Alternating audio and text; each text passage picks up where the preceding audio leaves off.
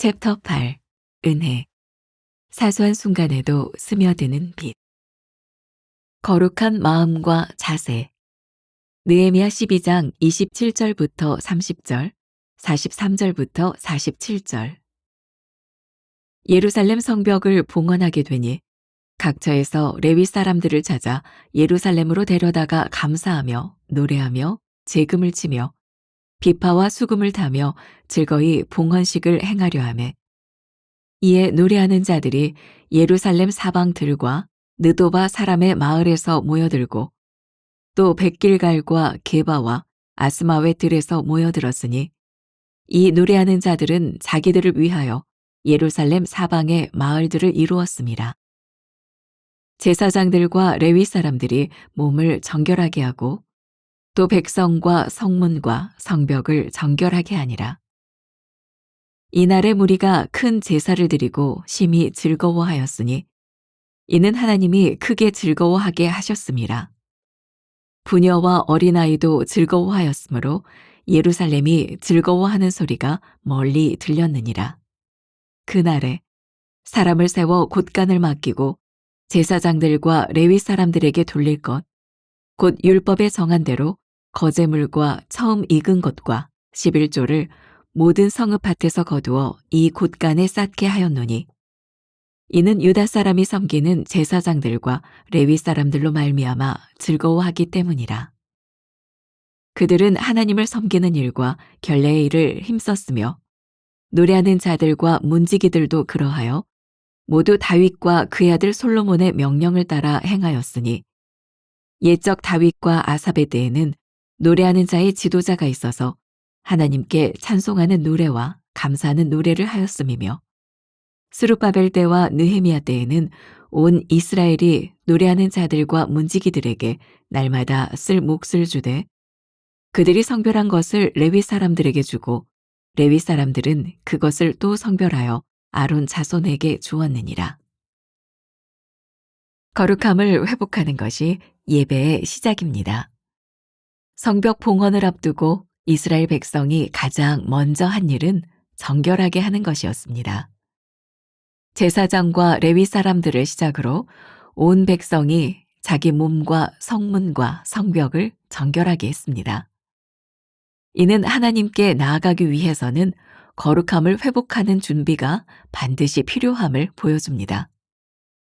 모든 예배와 헌신은 거룩한 마음과 자세를 갖추는 것에서 시작되어야 합니다. 질서 있는 예배가 하나님께 영광을 올려드립니다. 봉헌식은 질서 정연하게 진행되었습니다. 노래하는 자들이 각처에서 모여들었고 성벽 위에서 두 무리로 나뉘어 행진하며 감사 찬송을 불렀습니다. 이는 다윗과 솔로몬 시대의 규례를 따른 것으로 그들의 예배는 혼란스럽지 않고 질서 있게 드려졌습니다. 하나님을 향한 기쁨과 열정은 질서 있고 온전한 예배의 형식을 통해 표현되어야 하며 이로써 하나님의 영광이 드러납니다. 헌신은 예배의 중요한 완성입니다. 백성은 제사장과 레위 사람들을 위해 율법에 정한 대로 거제물과 처음 익은 것과 11조를 기쁘게 거두어 곳간에 쌓았습니다. 이는 성전 봉헌의 기쁨과 은혜가 물질적인 헌신으로 이어졌음을 보여줍니다. 백성은 제사장과 레위 사람들이 생계를 걱정하지 않고 하나님을 섬기는 일에 온전히 집중할 수 있도록 헌신했습니다. 이처럼 진정한 예배는 하나님을 향한 헌신을 통해 공동체의 사역을 돕는 구체적인 행동으로 완성됩니다. 나는 거룩한 예배를 위해 어떻게 준비하고 있습니까? 하나님께 예배드리기 전에 몸과 마음을 정결하게 합니까? 물질의 헌신이 하나님을 향한 기쁨과 감사에서 우러나오는 온전한 예배의 일부임을 믿습니까?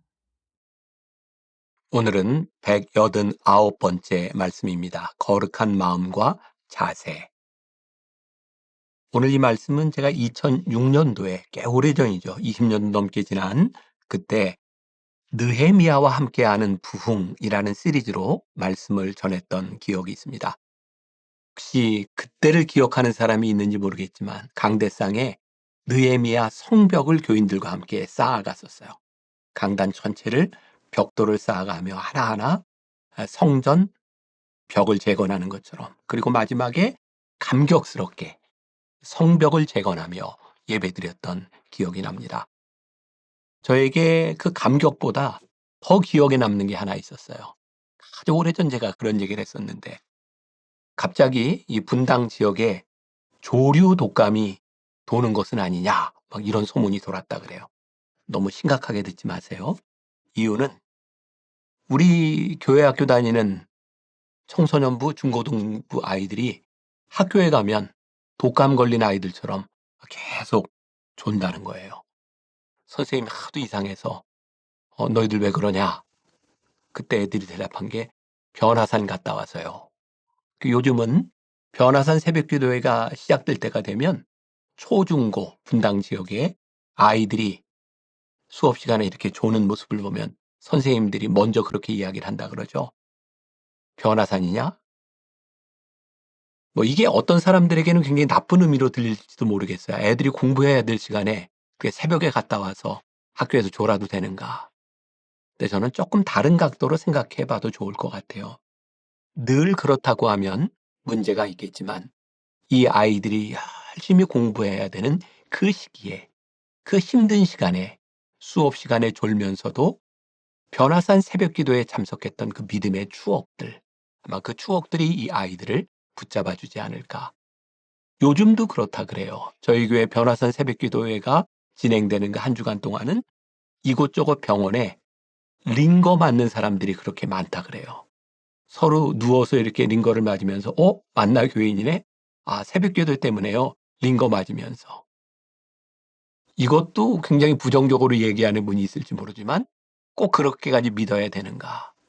그런데 우리의 인생에 그런 시기들도 한 번쯤은 필요하지 않겠는가. 우리가 한 주간 특별 새벽 기도회를 하면서 오늘 말씀의 제목과 같이 거룩한 마음과 자세를 가지는 것. 우리가 이렇게도 신앙생활을 할 수 있구나라고 하는 것이 어쩌면 평생 우리의 신앙을 붙잡아 주는 것은 아닐까. 이 거룩과 관련해서 우리의 마음과 자세를 한번 오늘 생각해 보면 어떨까요? 첫 번째 문단에 거룩함을 회복하는 것이 예배의 시작입니다. 이렇게 되어 있죠. 우리는 예배를 드릴 때 거룩함에 대해서 어떤 생각을 하나요? 내가 거룩하다, 거룩하게 구별되었다, 이런 생각을 하나요? 근데 여기에서 아주 중요한 게 있는 것 같아요. 거룩하게 구별되는 것과 거룩한 척을 하면서 교만해지는 것, 요 사이에 대한 구분이 필요하다. 여러분들 성가대원들이 찬양을 할 때 대부분의 교회에서는 성가대 가운을 입습니다. 그리고 대부분의 많은 교회에서 목사님들이 설교를 할 때 가운을 입고 예배 인도를 하고 설교를 하기도 합니다.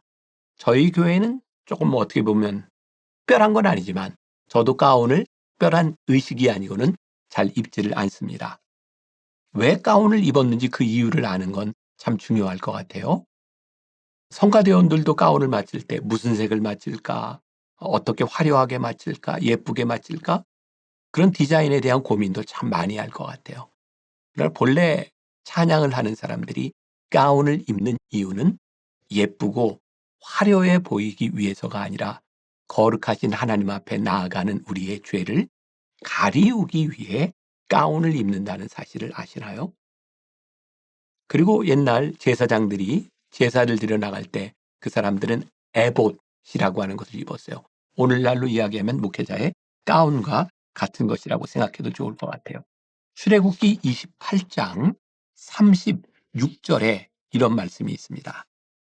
너는 또 순금으로 패를 만들어 도장을 새기는 법으로 그 위에 새기되 여호와께 성결이라 하고. 에봇, 제사장들이 에봇을 입을 때 거기에 뭐라고 썼냐면 여호와께 성결이라는 것을 새기는 거예요. 혹시 이 말 때문에 조금 불편해 하시는 분이 있을지도 모르겠지만 목회자의 가운이 언제부터인가 너무 화려해지는 것은 아닌가.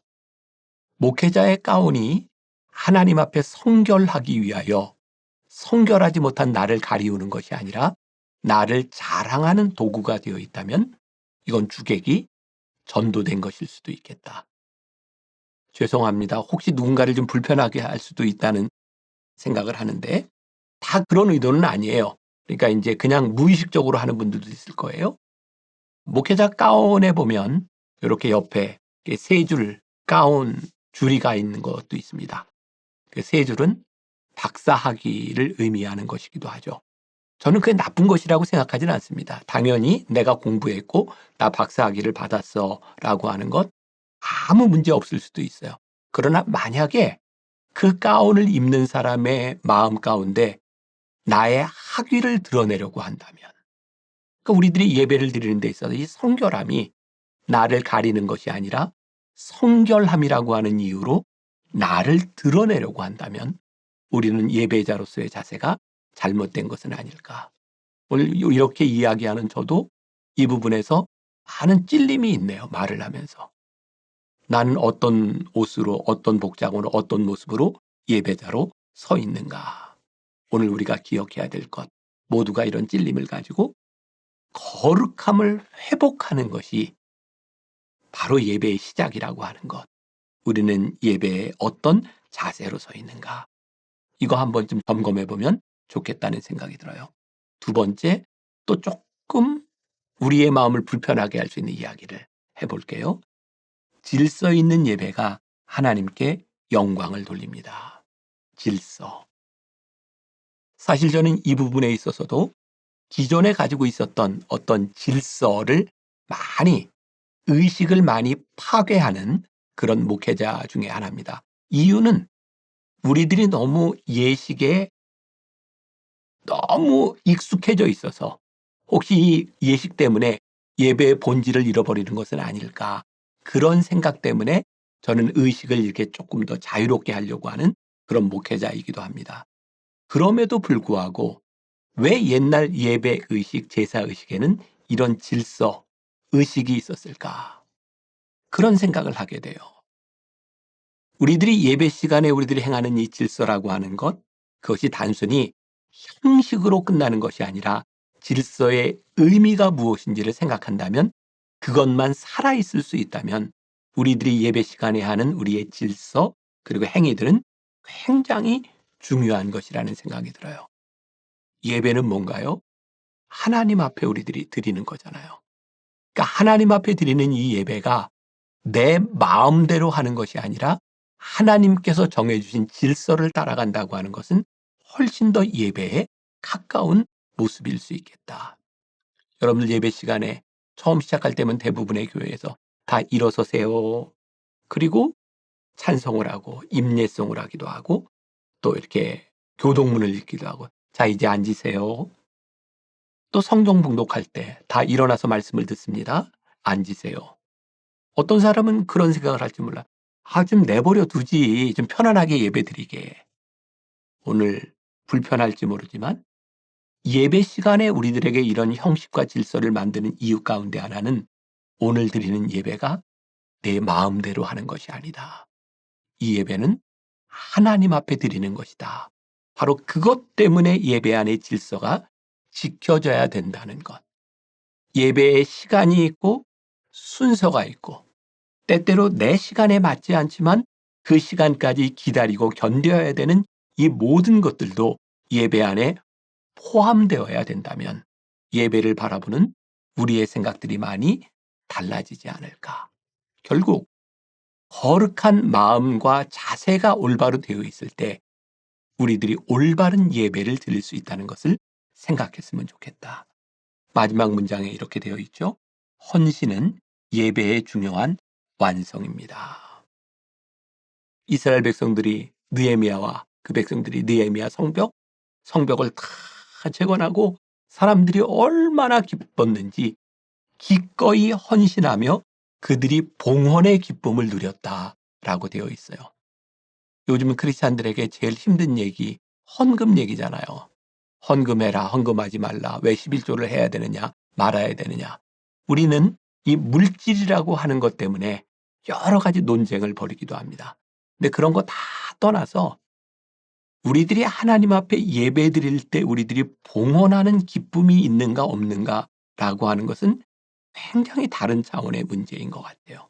물론 우리 성도들이 하나님께 드린 이 예물들이 하나님 앞에서 잘 쓰여져야 되고 하나님의 기쁨이 되어야 된다고 하는 것은 전제 조건이겠죠.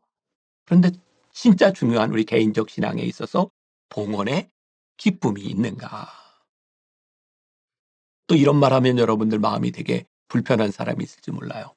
옛날에 부흥 강사 목사님이 들어오시면 그런 설교 많이 했잖아요. 담임 목사님에게 잘하세요. 뭐 먹을 것도 좀 갖다 드리세요. 뭐 월급도 올려드리세요.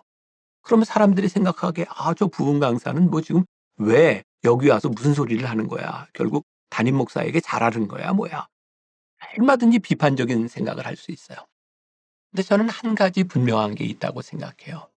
담임 목사에게 잘하느냐 못하느냐 그건 본질적인 부분이 아니에요. 그러나 우리들이 신앙생활을 하면서 우리들에게 말씀을 전해주고 우리를 목양하는 목회자들에게 기꺼이 우리들이 헌신하고 드릴 수 있는 마음이 있다면 얼마나 좋을까. 또 목회자인 우리가 교인들, 내가 목양하는 양들을 위해서 내가 기꺼이 헌신하고 내가 무언가를 할 수 있는 마음이 있다면 얼마나 좋을까. 저는 이 분당 근처 식당에 어느 식당에 가든지 그런 것 같아요. 우리 교인들 아는 청년들을 만나면 제가 빨리 가서 계산을 하고 음식값을 내려고 노력을 많이 해요. 요즘은 제가 그런다는 걸 아니까 저보다 더 빨리 가서 제 밥값을 내는 교인들도 있어요. 근데 그런 순간을 맞을 때면 너무 감사하고 기쁘고 즐겁잖아요. 하나님 앞에 드리는 것도 우리들에게 이런 기쁜 마음과 헌신의 기쁨이 있으면 좋겠고 우리가 성도들을 대할 때 목회자와 교인들을 대할 때에도 우리들에게 이런 모습들이 있다면 얼마나 좋을까. 오늘 하루 우리들에게 잃어버린 기쁨, 잃어버린 거룩함 그런 것들이 있다면 하나님 앞에 다시 한번 오늘 하루 우리의 모습을 생각해보는 날, 헌신의 기쁨을 회복하는 그런 날이 되었으면 좋겠습니다. 기도하겠습니다. 우리가 예배하기 전 우리의 거룩한 모습, 하나님을 예배하기 전 우리의 거룩한 마음이 먼저 회복되게 하여 주옵시고 우리들에게 잃어버렸던 봉헌의 기쁨을 또 회복할 수 있는 오늘 하루가 주 안에서 복된 하루 되게 하여 주옵소서. 예수님의 이름으로 기도했습니다. 아멘.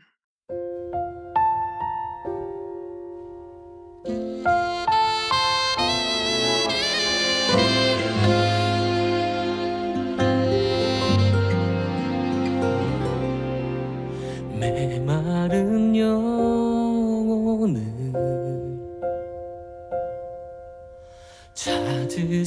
찾으시는 음성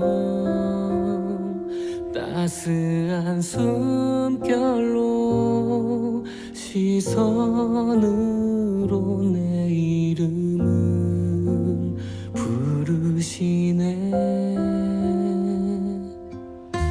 시린 세상 속에 홀로 서 있던 나 비로소 느끼네. 그의 손이 항상 나를 붙드셨네. 보이지 않는 손 날 이끄시는 힘 전능자의 능력 하나님의 손길 내 능력이 아닌 오직 하나님의 능력 그의 손으로 인도하네.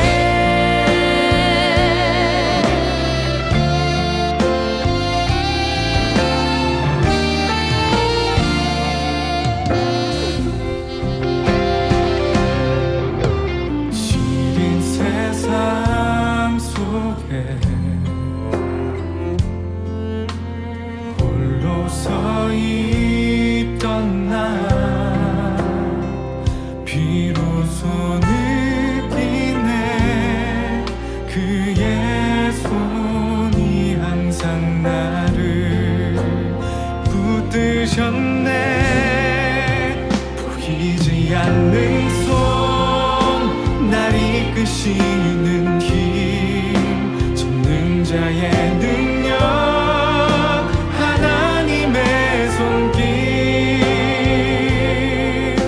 내 능력이 아닌 오직 하나님의 능력